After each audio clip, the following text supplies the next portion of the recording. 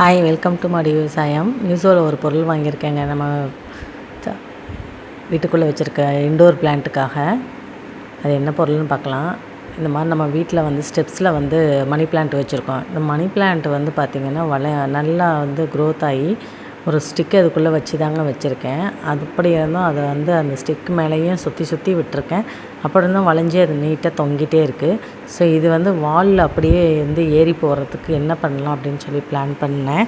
அப்போ வந்து மீஷோலேருந்து ஒரு பொருள் வாங்கினேங்க. மீஷோவில் 85 ருபீஸ்க்கு வந்து நான் வந்து வாங்கியிருக்கேங்க. இது என்னென்னா வந்து டபுள் சைடு ஒட்டக்கூடிய ஒரு டேப் கொடுத்துருக்காங்க.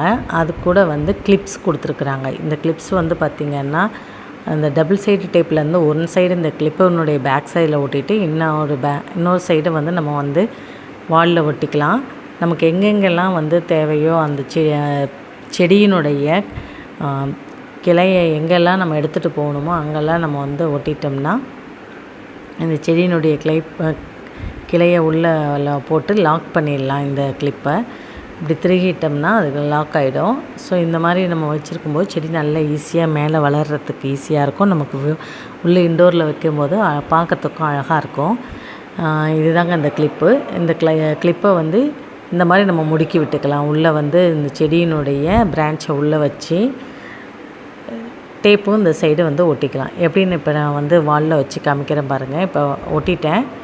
டேப்பினுடைய ஒரு சைடை வந்து இந்த கிளிப்பினோட பேக் சைடில் ஒட்டிட்டேன். இன்னொரு சைடு வந்து இந்த வாலில் ஒட்டிட்டேன். இப்போ நமக்கு எங்கெல்லாம் தேவையோ அந்த இடத்துலலாம் நம்ம வந்து இப்போ இந்த கிளிப்பை ஒட்டிட்டு நம்மளுடைய அந்த பிளான்ட்டினுடைய பிரான்ச்சை இப்படி உள்ளே விட்டு அந்த கிளிப்பை இப்படி அந்த நாப் மாதிரி முன்னாடி இருக்கிறது நல்லா இப்படி திருகி விட்டோம்னா அது நல்லா லாக் ஆகிடும். ஸோ அது அப்படியே நல்லா இறுகி பிடிச்சிக்கும். நமக்கு செடிக்கும் எதுவும் ஆகாது, நல்லா டைட்டாக பிடிச்சிக்குது. இப்போ இந்த செடியில் வந்து பார்த்திங்கன்னா 3 பிரான்ச்சஸ் இருக்குது. அந்த 3க்குமே வந்து பக்கத்தில் வந்து இந்த மாதிரி கிளிப்பை ஒட்டி இப்போ அழகாக வந்து அரேஞ்ச் பண்ணிட்டேன். எப்படி இருக்குதுன்னு பாருங்கள். இப்போ நல்லா அது மேலே ஏறி போகிறதுக்கு அதுக்கு நல்லா ஈஸியாக இருக்கும். எப்படி இருக்குதுன்னு சொல்லுங்கள். பிடிச்சிருந்தால் கமெண்ட் பண்ணுங்கள். இந்த மாதிரி நிறைய யூஸ்ஃபுல்லான கார்டனிங் டிப்ஸ் பார்க்குறதுக்கு நம்ம சேனலுக்கு சப்ஸ்கிரைப் பண்ணி சப்போர்ட் பண்ணுங்கள். இன்னும் நிறைய திங்ஸ் வந்து நம்ம என்னென்ன மாடி தோட்டத்துக்கு வாங்கியிருக்கோங்கிறத அடுத்தடுத்த ஷார்ட்டில் பார்க்கலாங்க. தேங்க்யூ. தேங்க்ஸ் ஃபார் வாட்சிங்.